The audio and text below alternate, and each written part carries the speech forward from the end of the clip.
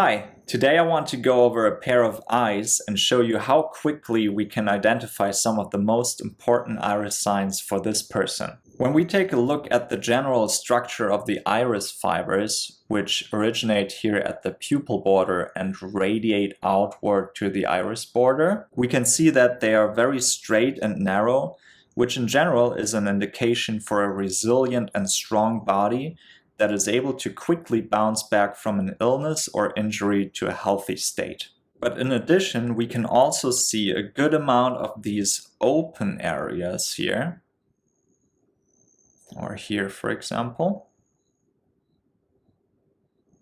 which indicate genetically weaker areas and thus a potential hypofunction of the tissue depending on how deep they are. And in this case, they are not extremely deep, which means that these areas might just be a little lazy. Most of them are in the glandular zones like the pituitary, the left adrenal gland, the pancreas,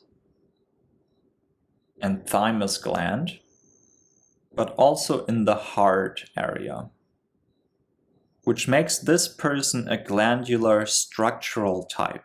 For more information about this type, check out my video that's exclusively dedicated to it. Additionally, we can see a lot of coloration in the digestive zone, which is in between the pupil border and the collarette.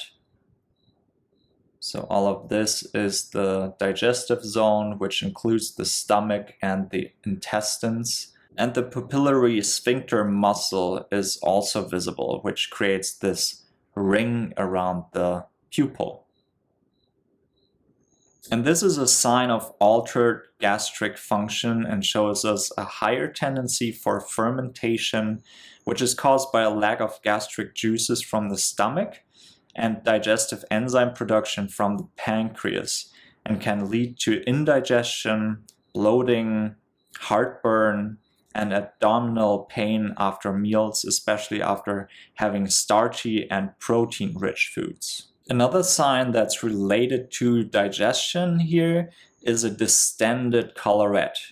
You can see this circle around the pupil here goes out quite a bit towards the outer iris border.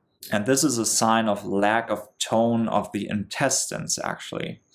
A lot of people with this sign find themselves wanting to eat large quantities because they have a larger intestinal capacity, but this can easily overburden the system and cause further digestive issues. Sticking to smaller and more frequent meals is the better choice in this case. We also find a few brown spots here that indicate a liver imbalance, as well as so-called contraction furrows, which are these circles that we can see here. And in this case, they're in the lymphatic zone. These can indicate a decreased lymphatic circulation and potential blockage, which is also confirmed by a few lymphatic tophi, which are these whitish dots here on the outer iris border. On an emotional level, the contraction furrows in the lymphatic area can tell us that this person might have an inability to express their feelings openly.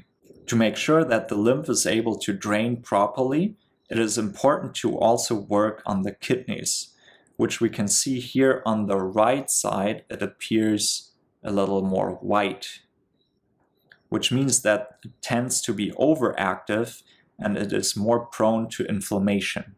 To summarize, the primary nurture point for this person are the stomach, the intestines, the glands, the liver, the lymphatic system, and the kidneys.